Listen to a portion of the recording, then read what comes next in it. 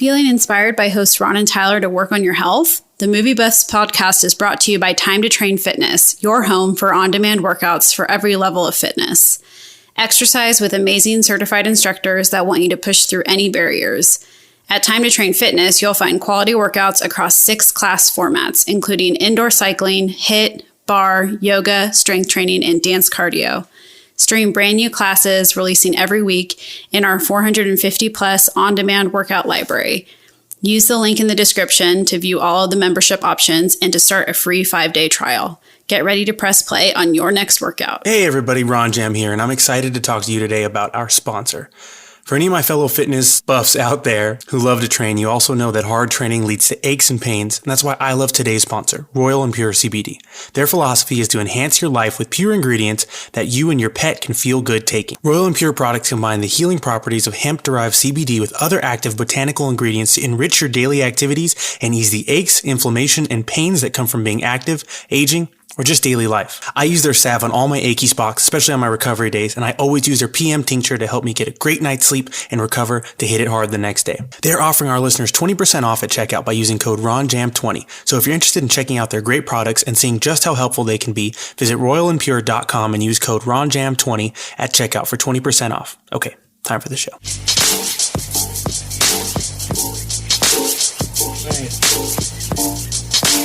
Hello, everybody, and welcome back to another episode of the MovieBuffs podcast, the strongest podcast in the world about movies. I am your friendly neighborhood host, Ron Jam, joined as always by El Tigre, and you, my friends, are in for a treat as this is our first episode recorded entirely inside the submarine that James Cameron is using to film Avatar 1, 2, 3, 4, 5, and 6. So besides being all wet and moist, Tyler, how are you doing today? Man, I didn't know how you would work an Avatar into this episode and a joke, but I'm very impressed. Dude, we are an all Avatar podcast. We got 20 years of Avatar movies banked up to talk about. My stepdad is going to be so thrilled. Shout out to Tyler's stepdad. Don't know your name, but big fan. I'm a big fan of your work. All right. So want to kick us off. Let's get warmed up and start with the news. Warm it up. So pretty excited when I saw this one.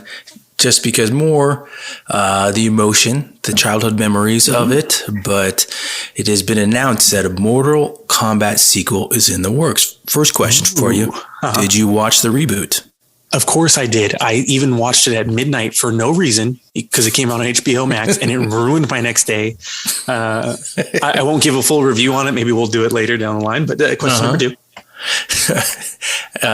This is not, I'm going to add a second question here. That is, how many moves did you perform in your living room?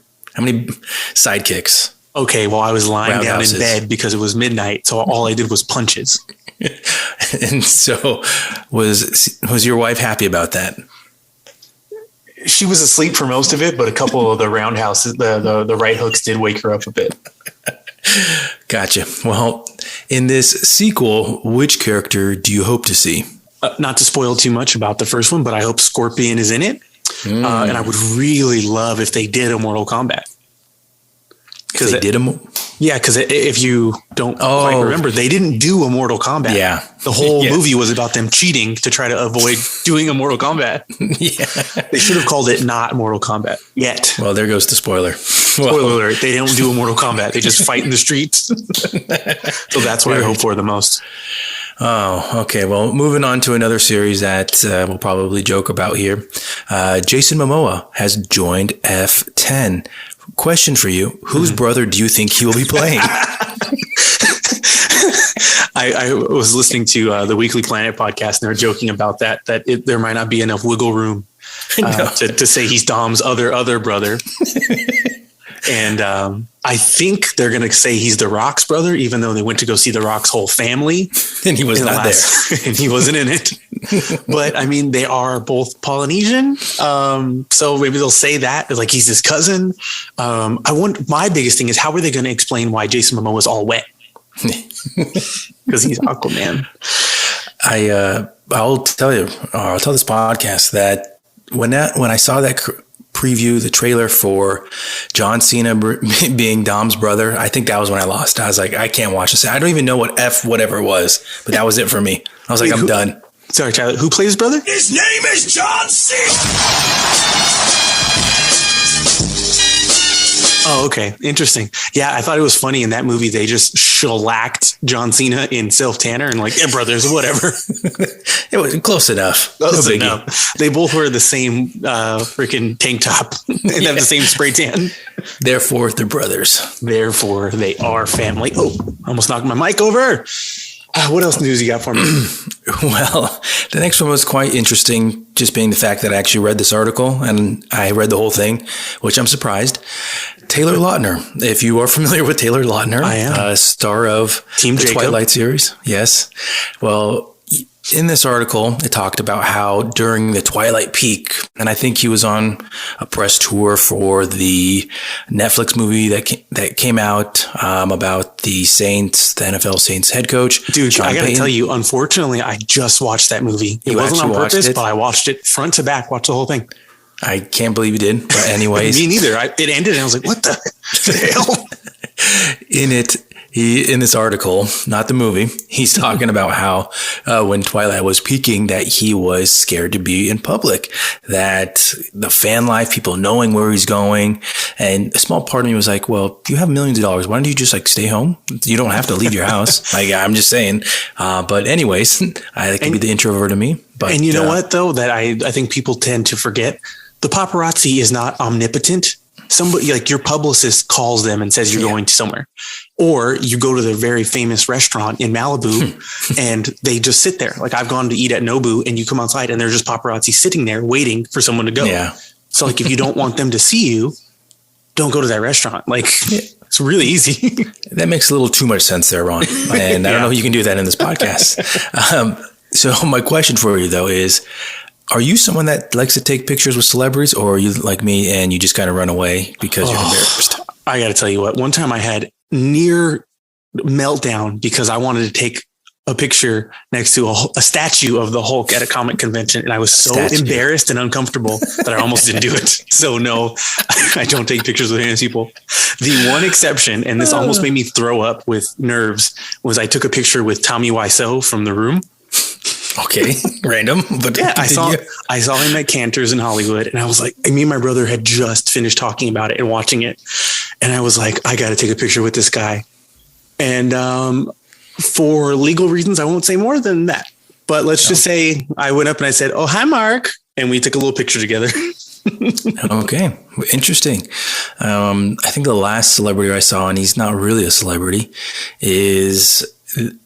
I like to listen to a sports podcast every day. It's more just like a roundup of the popular things. The host of a show, it's called The Herd. His name's Colin Cowherd. And I saw him at a LA Galaxy game and I was a little tipsy. And it was in the period when he was switching from ESPN to Fox. And I just said, you're best. Like, I listened to your show and he wasn't on the air at the moment. So kind of not relevant. That was my one story, and nice. I'm sticking to it. Next piece of news for you, Ron. Guardians 3 will be the last time we see this team. And I know this has actually been talked about in the past. I feel like it's been probably talked about for like the last 2 years. And with this latest little piece of news from Gunn, he is basically saying it's the last team. Who, because you know more about the comics than me, who do you think will be on this next team? Who's your best guesses? Well, interestingly enough, like the classic comic book team is not the team in the movies. Peter Quill wasn't a part of the team until like 20 years after the inception of the Guardians of the Galaxy. Sylvester Stallone's character of Starhawk, I think is his name, the one that shows up at the end of Guardians 2. Mm-hmm. He was traditionally the leader of Guardians of the Galaxy. And they introduced a bunch of those Ravagers who kind of came and helped them, and they're all set to return. So I think some of those are going to mix and match. And I think if James Gunn stays with it, it's going to get really weird. And there'll be characters that nobody knows. Like even people who wrote the comic books forgot they made them. If another director takes over, I think they're going to go a little more streamlined, keep somebody like Rocket, like Groot, who pays a little lower because the actors don't have to show up. Maybe bring in some more cosmic guys that they're trying to fold into the universe. Like maybe some Eternals might end up on the team. I think that would be something interesting to do with them to keep them away from Earth because they did Earth and it was boring. Maybe have the Guardians be the people who are introduced to the Silver Surfer first or something like that. But yeah, who knows, man? James Gunn is a wild card when it comes to people on teams. We saw that with Javelin and Blackguard and Weasel. And that's part of what makes seeing his film so fun is he does wild shit. Yeah. Very intriguing. Good insight there, Ron. Next piece still involves James Gunn here. Mm-hmm. He says that the Suicide Squad spinoff is in the works. So another character is going to get its own spinoff. Mm. 2 questions for you. First one, what character is your best guess for it? So I think the most bankable one would either be Harley or Bloodsport, but Harley already had her own spin-off movie. And as far as like power set is concerned, there's not a lot you can do different between Bloodsport and Peacemaker. They're just, they're guys with guns and a lot of skill. And I don't think that James Gunn would be interested in doing that twice. I heard people talk about something like King Shark, maybe like see what the underwater world is like and evolve it with Aquaman. Who knows? But I think somebody like maybe, like I said, trying to get in James Gunn's mind, maybe even like a prequel with Polka Dot Man. How did he get arrested? What was he doing? I think that would be super interesting. And yeah, I've talked about before. I really like Dave Dastmalchian. And I think you even agreed that when you watch the movie, you're like, this guy's way more interesting than he has any right to be. Yeah. Or my other idea would be, it's not a spinoff based off of any character. And this is something that I floated immediately upon watching the movie. I told this to my brother. A very interesting way to continue this series would be to take them all as prequels or just an anthology series of missions. So say there's 6 episodes, 4 of them are, spoiler alert, flashbacks where Rick Flag is leading the team, and just to show what they were doing before the Starro mission. And you could do smaller missions. You can introduce new characters. You can have, all the kind of zany, weird side villains. And then, a couple episodes set in the future. I think for me, that would be the most interesting way to do it, because I don't think they were going to get a budget to do a film again off it because of the pandemic, and it wasn't a huge box office success, but people loved it. So to do it as an HBO Max property, like they're doing with Peacemaker is the most popular show in the world right now. Yep. It's outrating Book of Boba Fett. It's beating In Just Like That. So I think it's a smart thing to do, to make it an anthology, give people a lot of what they want to see. And you can bring back, some of the characters that died in Suicide Squad, even some of the weirder characters off the A-Team who get murdered unceremoniously right at the beginning. So that's my idea. And it was very long and I'm sticking to it. Yeah, that's actually a good one. The one piece I'll add to it is that when I was reading the article, I don't know why, but I'm going to say it in the podcast so that if I'm correct, I can point to it. I can say I already said this on February 1st when we were recording that I don't know why, but Ratcatcher 2 came into my head. I don't know why. I'm just saying maybe it'll happen. Maybe it won't. Probably won't. But something weird like that, you're like, I feel like when I first heard about the Peacemaker series, I was kind of like, really? Like he's getting one? But like, okay, it's John Cena. He's a bankable actor. Okay. I guess I can see it. Wait, who was it? It's John Cena! Oh, okay. That's interesting. But I didn't even think about Ratcatcher as an option. That would be super interesting.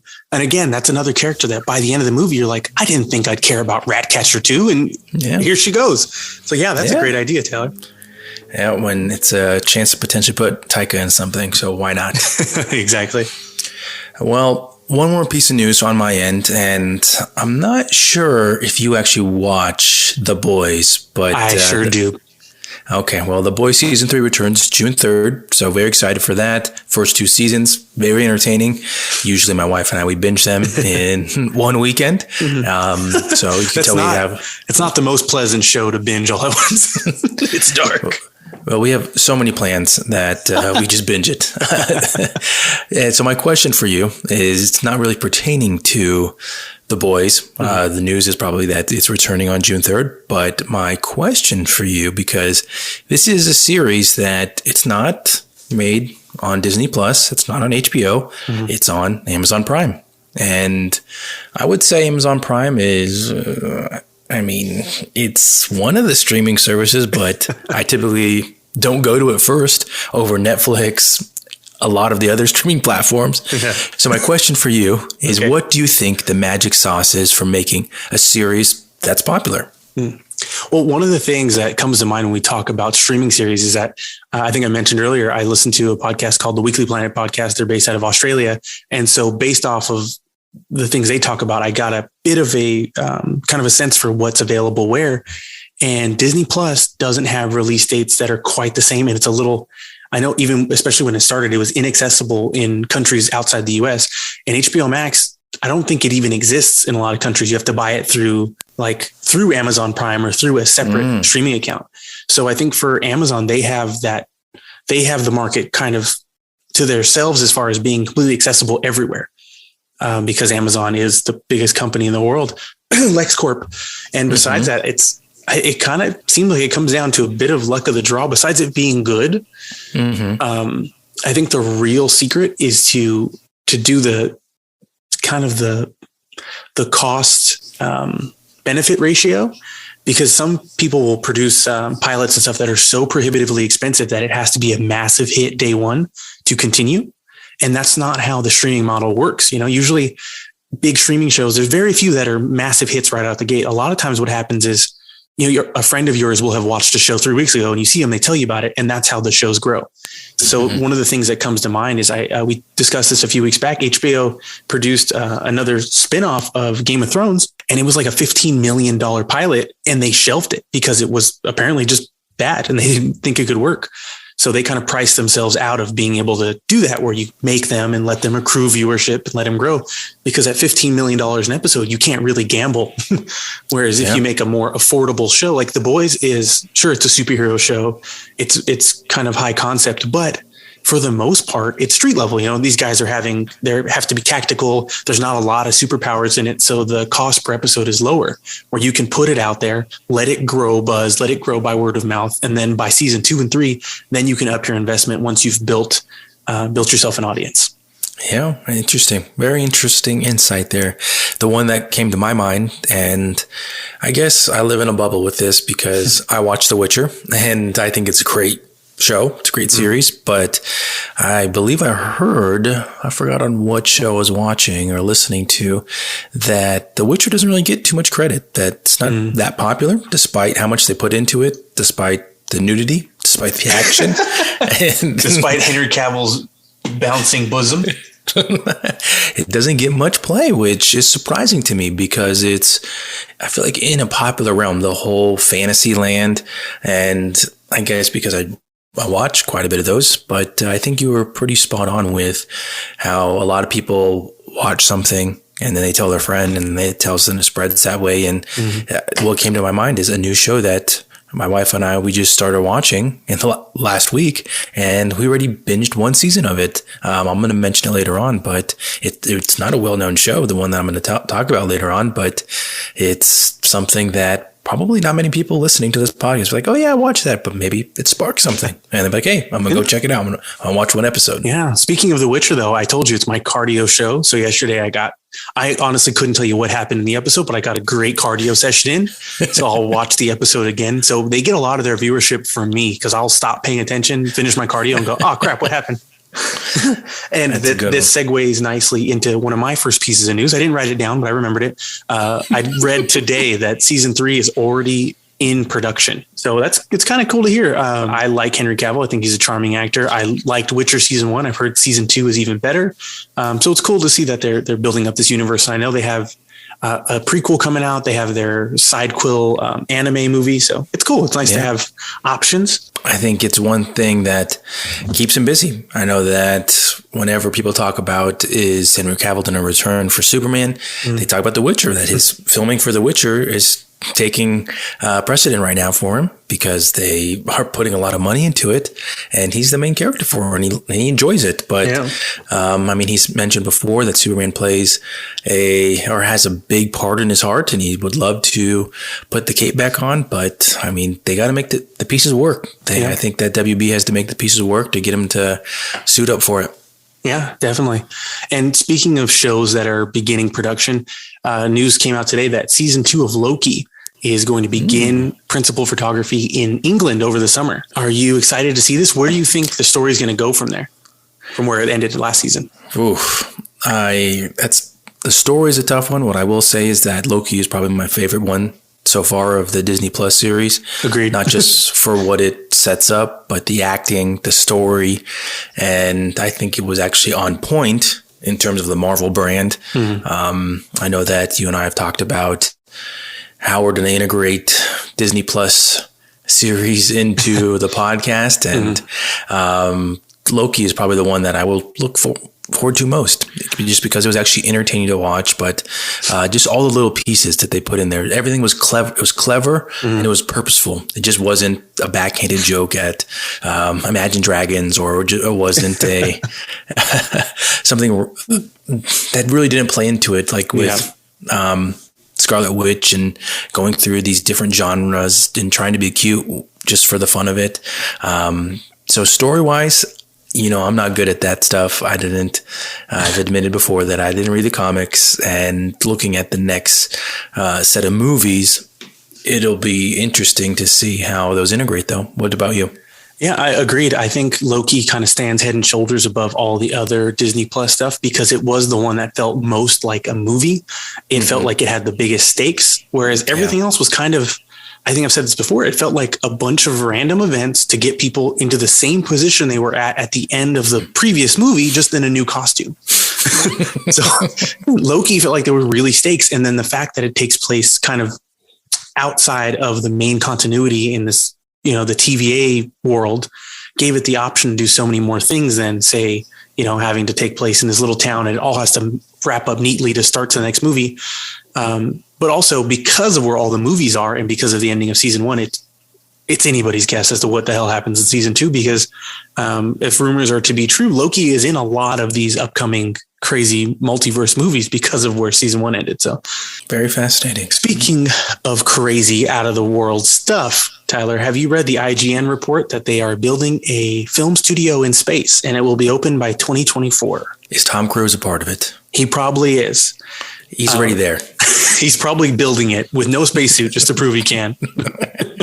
Keep his thetans down. Now, the first thing I thought when I heard this was that, wow, people just really, truly do not care about like the homeless population or people going hungry or, maybe the pandemic we're in. They just said, screw it. Let's put all our money in space. Yep.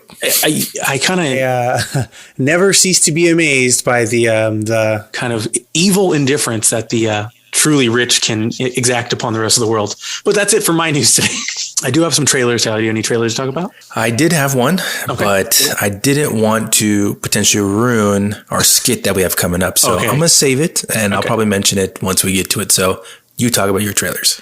All right. So there are two one of them I think is coming up in what we're talking about later, so I'll save it, I guess.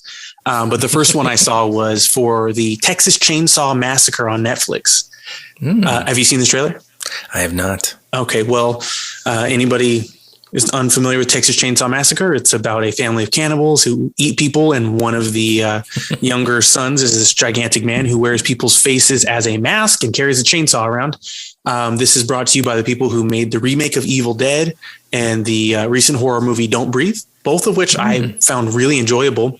Kind of piggybacking on what we talked about last week in Scream, this is another requel. So it's a reboot sequel because the main female protagonist from the first one, which is in early 80s or late 70s, is returning in this, just like Jamie Lee Curtis does in Halloween. So it's interesting to see that they all are like, oh man, I can't believe Leatherface is back again. He was never established to be supernatural, and this guy looks entirely different. So I think that's one of the big twists. It's obviously a different guy because he'd be 90. But it doesn't look like it's doing anything super crazy or inventive, but it is the first trailer. It does look like a violent, good time, and I'll definitely be watching it. I know Tyler will not be. I will not be. I think the last Texas Chainsaw Massacre I saw was the one that had Jessica Biel in it, and I can't tell you what happened in it. I think that was the last one they made. That was the soft reboot era. Now we're in the requel era. Soft reboot. Okay, yeah, this is gotcha. That was the hard reboot era. Now we're in the soft Not reboot soft, / sequel. hard. Yeah, no longer hard. Soft or hard? We're getting soft. Okay, soft. So the Halo trailer, I think, is one that we'll wait to talk about till later. You guessed it. The third and final trailer that I watched was Guillermo del Toro's Pinocchio. It's also coming to Netflix. Have you seen this trailer? I saw the teaser trailer, but I've not seen the actual trailer. Well, that's all there is. And it's freaking weird, right? It was an interesting choice for a director to start, but we said the same about Guy Ritchie and Aladdin, and that made over $1 billion. So yeah, that's true. But for me, the weirdest thing was, if anybody hasn't seen it, it's like 15 seconds, and it's this little cricket who's like, hey, I know the story firsthand because I lived inside of Pinocchio's body. Like, that's a weird path to take, because Pinocchio becomes a real boy. So he's got little bugs living in him. Gross. Yeah, definitely gross. Germs. Gross and weird. All right, Tyler, I think we're all warmed up. Are you warmed up? Feel nice and warm, which takes us to our skit for the day. Ooh, all right. So the way that we're going to do this is we're going to go through the list, and during this round one, after I give Ron the TV show, he's going to take a guess if I already watch it or if I'm going to watch it. So we're going to see how well Ron knows me in round one. So let's start it off, Ron.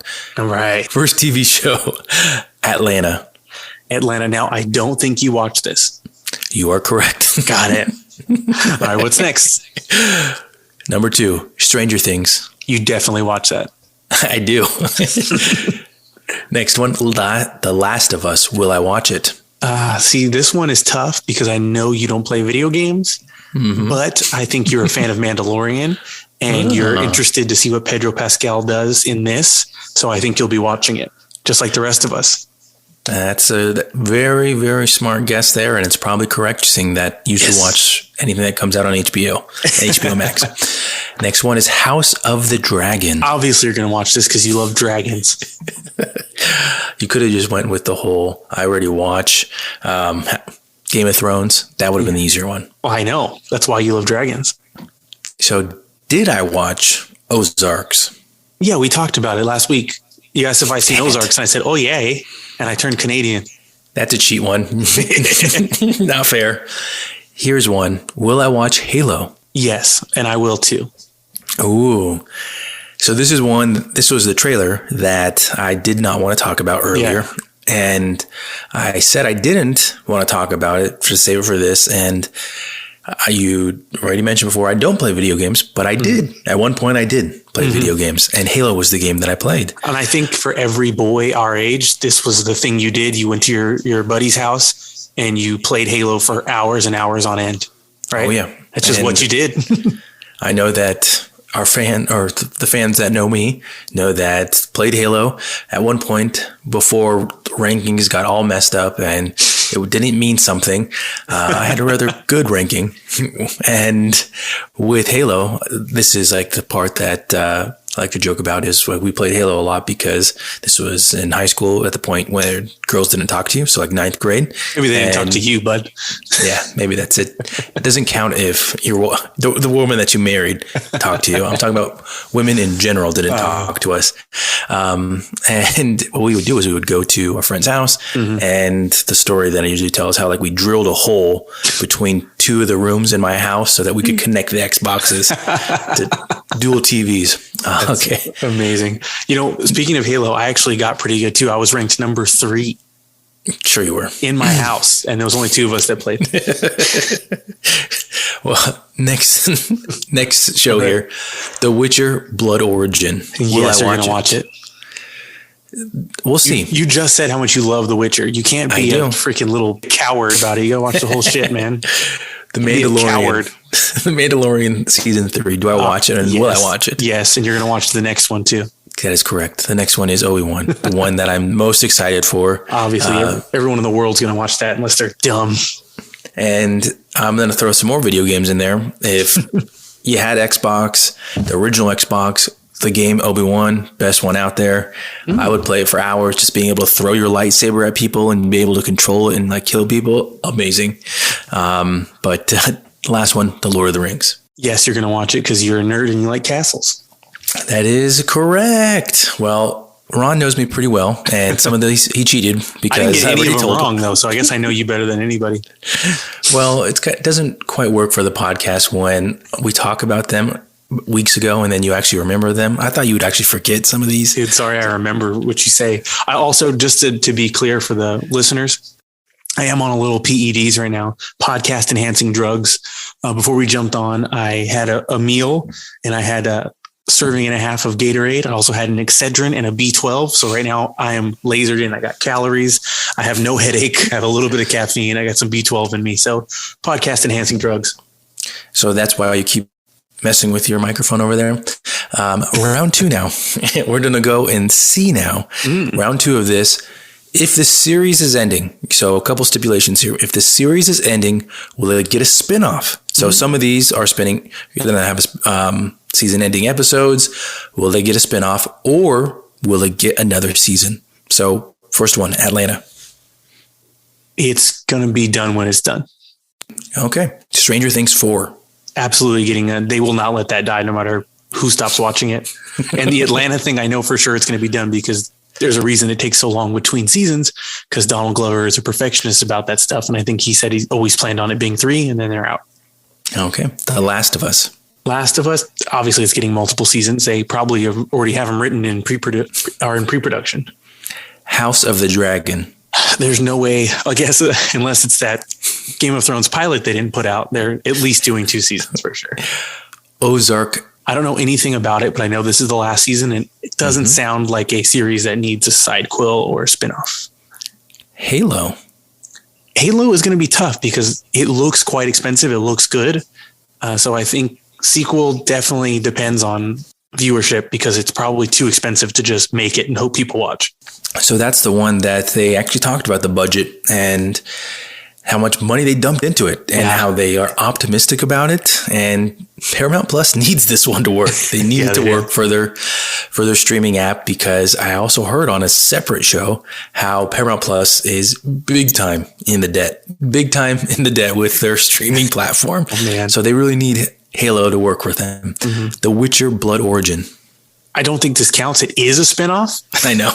So yes, I don't know. It'll get another season of it? Maybe, yeah, probably. At very least, there's going to be something Witcher going, so there's no way to be wrong on this.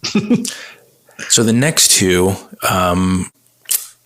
let's combine them. The Mandalorian and Obi-Wan. Obi-Wan is definitely a one and done. I think they've said that from the get-go. It's like these many episodes and they're done, because they do have a very finite period of time to cover. And also, Ewan McGregor looks 1,000 years younger than Alec Guinness.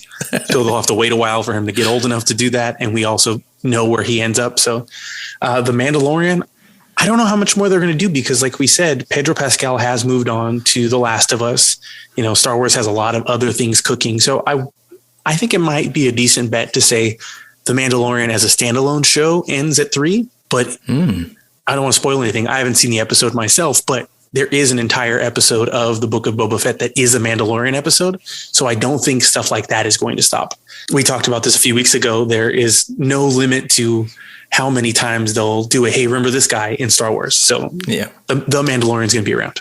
Yeah. I did see that episode. Fantastic. And I heard a theory that Book of Boba Fett, the next season of The Mandalorian, and Obi-Wan, they're combining for a movie down the road. That'd be interesting.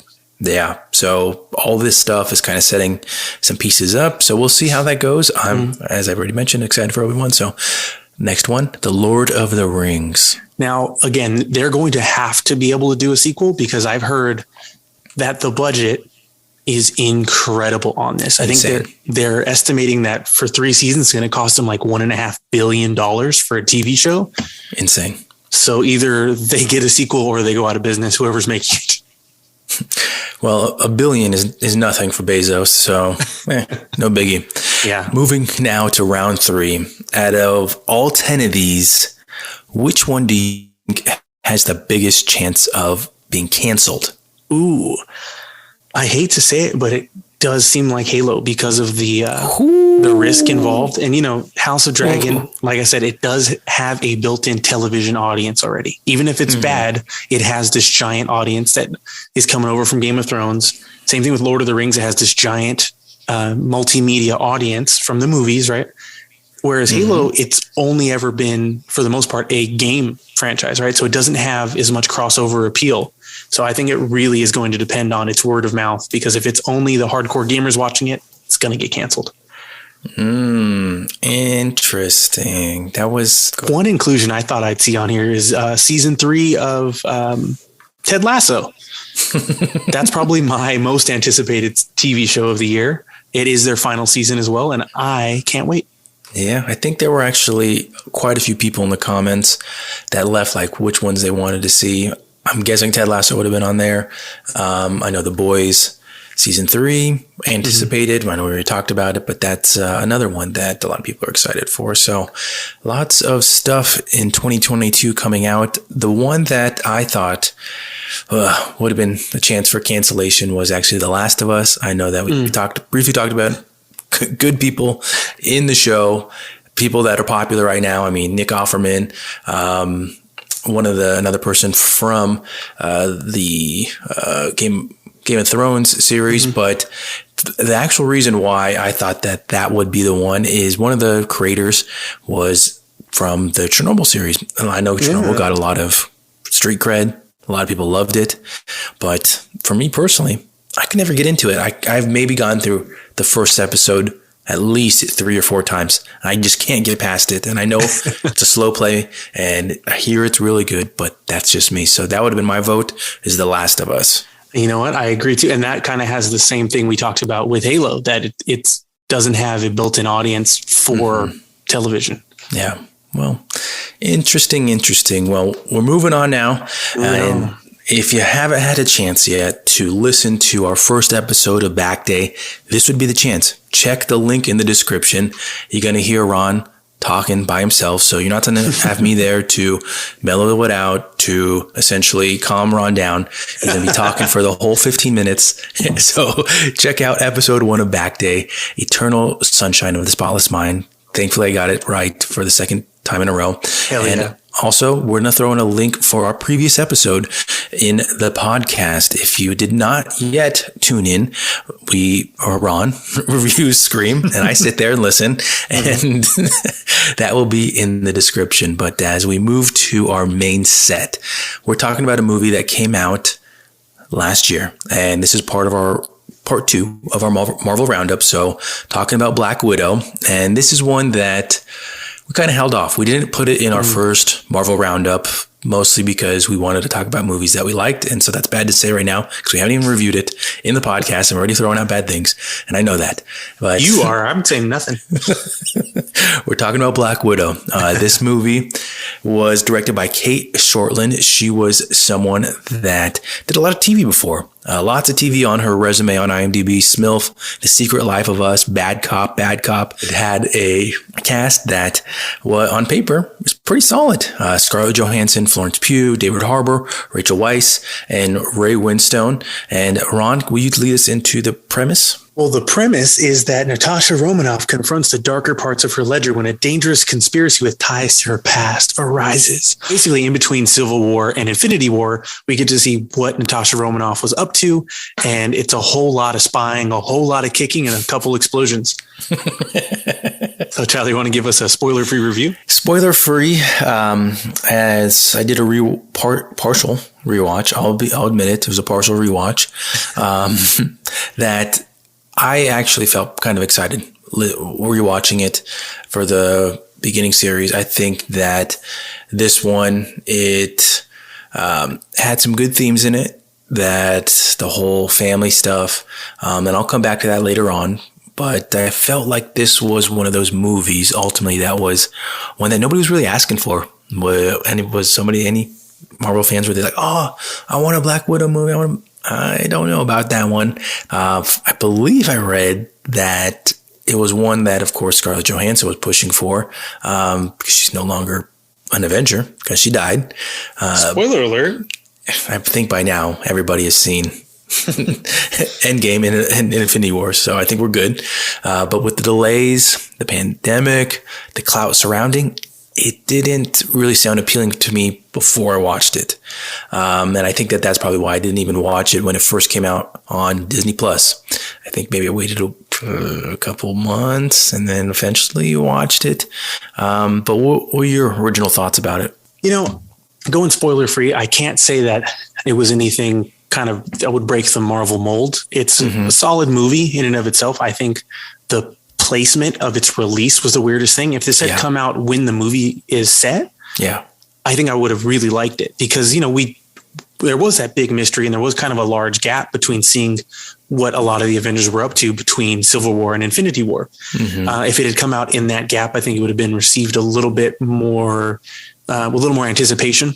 But I gotta say, it was. I guess this is my recommendation. It was fine. It was a good movie. It wasn't like a waste of time, but I really do think the strongest part was the relationships between Natasha and her quote unquote family from the Black Widows. I thought that was the strongest part of the movie by far for me. How about you, Tyler? Just continuing on with like the production start. I wasn't too excited for it. And I was like kind of like butthurt that I heard that they had like some of the stunt team from John Wick. It was included. And I was like, dang it. The fight scenes are going to be good in this. Dang. But really, I think the family stuff, yeah, I think that was really good. I think David Harbour, he was a huge bright spot for the movie. I think that his character was probably the one that most people liked in it the most. But at times, I'll admit, without spoiling anything, that I think the accents just got to me. I just couldn't handle them sometimes. And why they all had accents, but Scarlett Johansson just eventually just dropped hers. That's just me. I think that would speak to maybe Natasha is the best spy because the other ones can't stop doing an accent. I guess so. They're like, no, we're not Russian spies in their accents. I'm not going to do a Russian accent because I can't. I guess it's time to move into our spoiler review. Tyler, do you want to start with spoilers or want me to go first? I think you should hit the spoiler button first. Oh shit. Let me look for it. Spoilers. Spoilers. So now that we're into the spoiler section, I gotta say my disappointment was with Taskmaster. I thought it was a weird reveal. And the thing that bothered me the most was the age reveal. Okay, so the actress Olga Kurylenko plays the daughter of Ray Winstone's character, Dreykov's daughter, that Scarlett is upset that she accidentally assassinated, right? So they said they killed this girl when she was like 12, right? Something like that. And Scarlett Johansson was an adult then. She's an adult now. And then Dreykov's daughter shows up and is Taskmaster. Well, the actress who plays Dreykov's daughter is like 43 years old. And she doesn't, she looks great, but she definitely looks like a full-blown adult, at least in her 30s.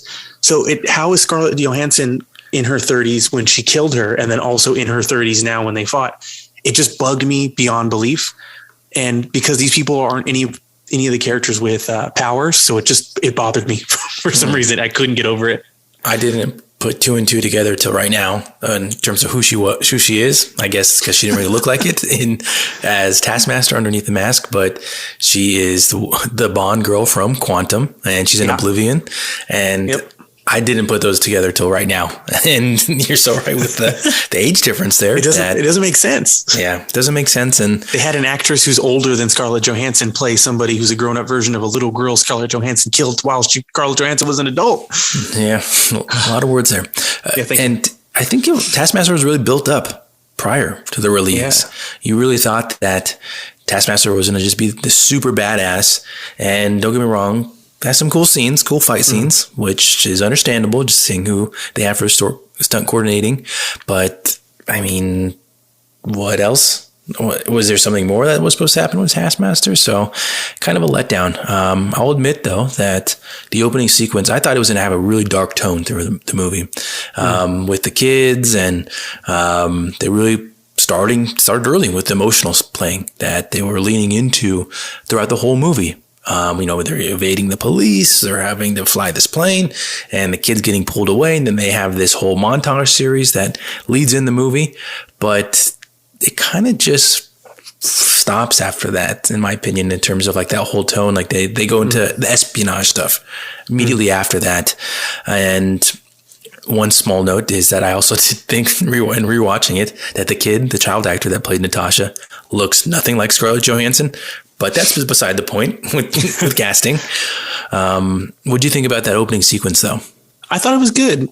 Like I said before, I feel like the stakes were just gone because we literally just saw Black Widow die.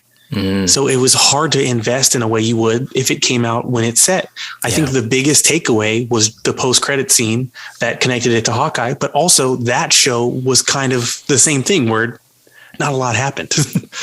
So it was just two, for me at least, it was two kind of lackluster efforts in a row. So that's my Hawkeye review.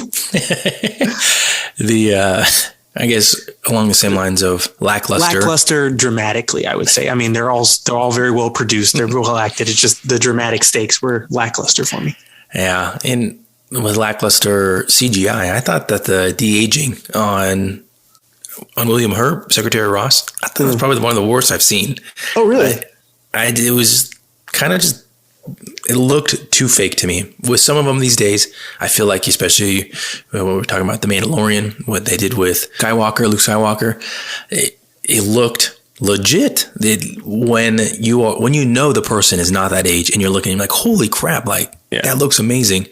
But with William Hurt, I just thought it looked just like a computer. You know what? Just like a computer game.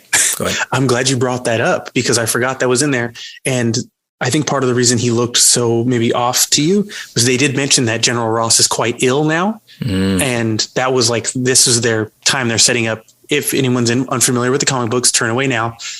General Ross is the Red Hulk in the comic books. And it's been rumored that Red Hulk is going to show up any day now for like 5 or 6 years. He's probably going to be one of the bad guys in She-Hulk.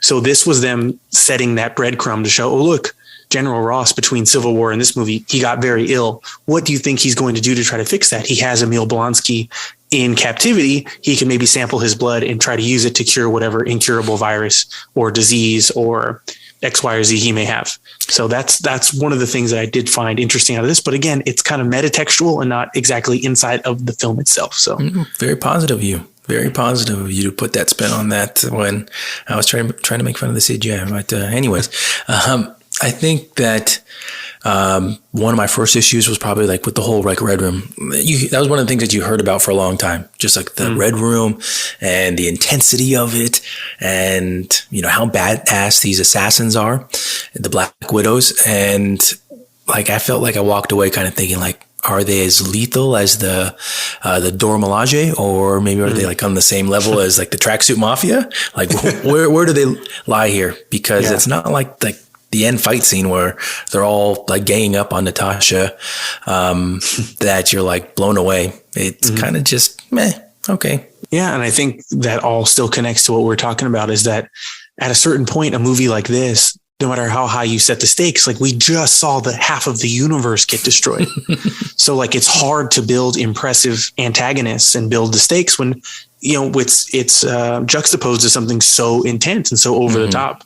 And I think that's why I said they were done a disservice by coming out in the spot and in the release schedule as they did. Yeah. Yeah. I think looking back at when you and I were joking about it, when it originally came out, I think we maybe watched around the same time that we were actually joking about when the whole thing blows up at the end. I don't know what it was called, whatever the floating thing was at the end where it just blows up. And remind everyone that I think only David Harbour's character, Alexei, is the only one that has powers, quote unquote, super serum, but everybody else is normal. And they jump out of Scarlett Johansson jumps out of it and they're falling. She's fighting with Taskmaster. And I feel like after just like a couple jumps, watching out for things and, breaking through some things, she just lands on the ground. Like, what? How did that happen? How did she go from in the sky to all of a sudden just on the ground? It was just a little too much for me personally. Wow. Yeah, Tyler, her landing on the ground like that is definitely something that would make you say WTF. And that kind of brings me to our next segment, something that made me say WTF this week in our crowd pleasing segment, WTF. Tyler, it's my week. Am I right? You are correct. I am correct. Okay. So I know I'm kind of beating a dead horse here, but my WTF moment comes from, and just like that, the Sex and the City sequel series. It's almost over. It's almost over, everybody. So you won't have to hear about it again. But this one really, it kind of was emblematic of what the whole show has been doing for me, at least. And there's a scene where Carrie and one of her new person of color friends that I told you they've kind of shoehorned in to show that, look, we're not a show just about rich white ladies. They go to help a charity. And the woman who's her friend goes, why are we having to help? Why do we have to paint? Like, what's the deal? And Carrie goes, no, I was told very specifically, I cannot be the rich white lady who just writes a check. I have to actually help. And her friend goes, oh my God. Yeah. It's so hard to be white nowadays. I feel sorry for you. And Carrie like, yeah, I know. And then they just move on. What? And I'm like, wait, what? I was like, they're so like trying to pat themselves on the back for doing the very least. And then they're like, okay, well, how do we make it seem like it's not Carrie who's being an asshole for not wanting to help underprivileged kids when she has millions of dollars, and she also, her husband just passed away. She gained like $80 million when her husband died. They don't have any hardships in their lives and they're complaining about having to paint. How do we make it seem like she's not an asshole for being upset? And he said, let's have one of the brown characters say it. And then Carrie can just agree. So that made me go, WT fuck, man. This show just sounds like it sucks. It does. I can't wait for it to be over. Also, I can't wait for the season finale this week. I want to see what happens. Oh man, Tyler, that guy. I can't believe you watched that. Every single time we do one of these WTFs, I get hot, man. There's only one thing to do when you get hot. That's cool down. So Tyler, to start cooling us down, what are you watching? I think earlier, I do know. Earlier I mentioned a show that kind of just stumbled upon that I'm going to mention on the podcast. And if you are looking for something to watch and you like comedies and maybe you like Judd Apatow's comedy, there is a show on Netflix called Love. And you probably maybe seen it. Yuck. I don't know if Ron has seen it. Yuck. But I randomly watched an episode. I think it was Friday night. I couldn't fall asleep and I watched about 20 minutes of it, and I stopped watching at 20 minutes because just earlier that day, my wife had told me how I watch things without her, which is not true. And so I stopped watching so that she could watch it, because I was like, okay, she might actually like this. And we ended up binging the first season over the weekend. And it's entertaining, I think. You see a lot of the people that are like in the Judd Apatow movies that he produces or that he directs. It has the guy actor from I Love You, Beth Cooper, like that nerdy kid.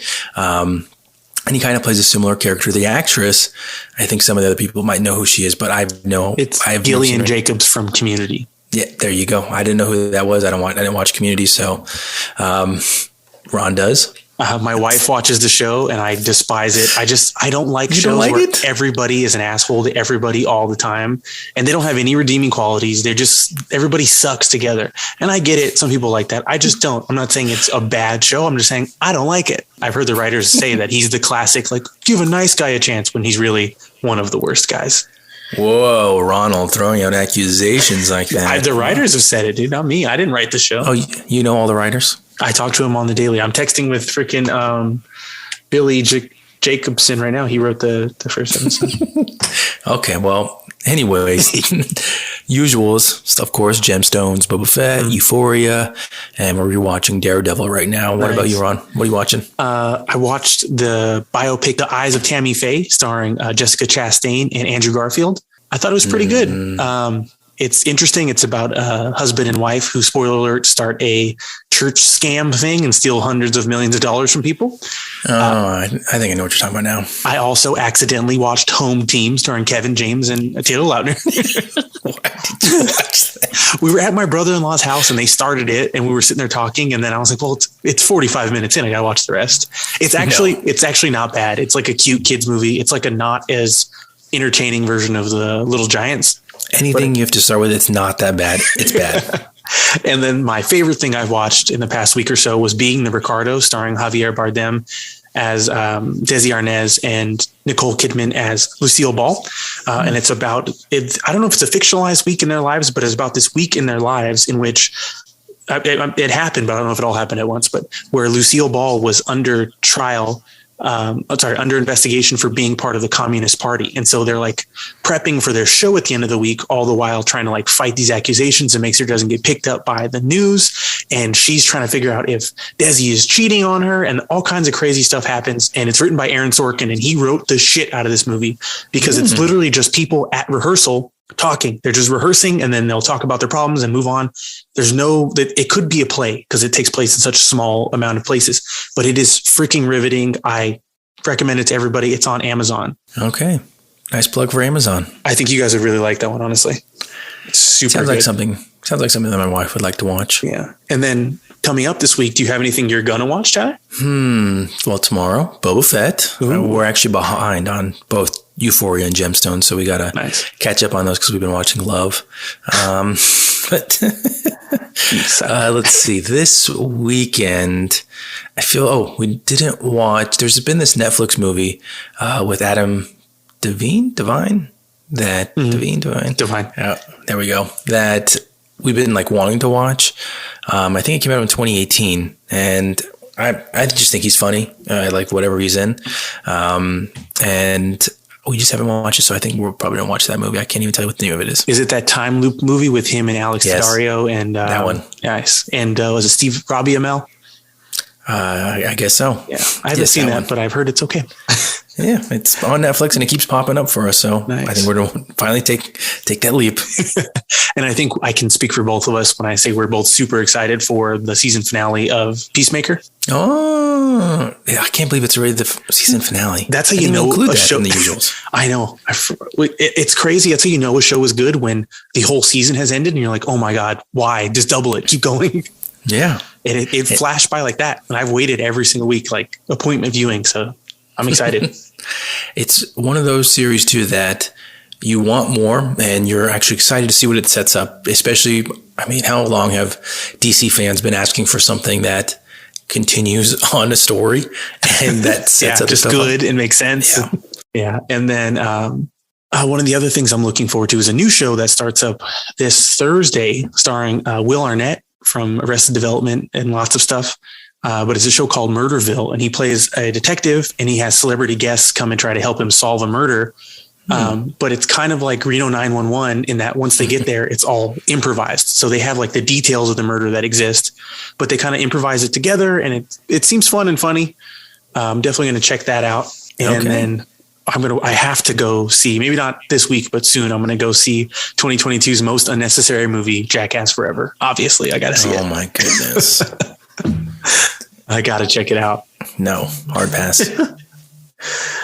All right. Before we move on to our takeaways, before we're done cooling out, I want to read a review we got from a listener because I think it's important. Okay. So this is from Pat B from Cali. Pat E says that, Dear MovieBuffs podcast, your podcast saved my life. I was doing the dumbest exercises anyone has ever seen or heard of. That is until I heard the MovieBuffs podcast. When I heard you guys talk about the movie Cream last week, I knew it needed to stop and that my sinful ways were done. I needed to start doing exercises that made any goddamn sense. So things are finally doing better for me. And I really appreciate Tyler and Ron's love and support via this podcast. I hope you guys are doing well, and I'll stop doing stuff that doesn't make any sense. Wow, that's really sweet of you. So Tyler, do you have any post-workout takeaways? I know it's hard not to be in a good mood after that wonderful review. So if you guys want to leave a review, please leave a 5-star review. And if you have any good comments, drop it in your favorite platform. And if you leave something good, maybe it'll get read out here on the show. Yeah. So my podcast workout takeaway for this week is to work the muscles you don't like to. And that might sound like, wait, what? But work the muscles you don't like to. If you didn't know, a lot of people like to work, they're called the show me muscles. They like to do the biceps. They like to do the chest. But what they don't do is work their back. They don't work their back. They don't work their hamstrings. And these are very important muscles. And so work the muscles you don't and learn to love them. Learn to love these and you'll pleasantly be surprised how well it impacts everything else in your life. Not to go too much into anatomy and physiology, but it will drastically improve your posture and probably improve other exercises that you perform at the gym. So work the muscles you don't like to. What's yours, Ron? Agreed. And I'm going to take that same exact point, but expand it out to a holistic approach. And I want to tell everybody to sometimes you got to work on the things you don't like. I posted on my Instagram story today that we should all not be afraid to suck. Being really, really shitty at something is usually the first step to being really okay at it. And you got to be really shitty before you can be okay. And you got to be okay before you can be good. And if you're good long enough, maybe you'll be great, but you can't start on the path to greatness without being okay to be shitty. So that's my takeaway. I like it. You gotta learn to suck. Yep. You got to learn to suck. You got to be okay with it. And I think that does it for this week's episode. You got anything else to add, Tyler? That's it. Rolled right through it today. Roll right through it. All right. Thank you so much, everybody, for listening and taking time out of your day. Thank you to our faithful listener, Patty, for leaving that review. It means the world to us. And I thank you for getting to this point in the podcast. You could have been anywhere in the world, but you're here with us, and we appreciate it. Please be sure to follow us on Facebook and Instagram at MovieBuffs_podcast. If you like this episode, share it and give a 5-star review. And if you don't like this episode, still share it and still leave a 5-star review, or Tyler will beat you to death with one of his Highland Game trophies. See you next week when we talk about what we did to dry off from this underwater episode. Thanks, everybody. Stay buff. Bye.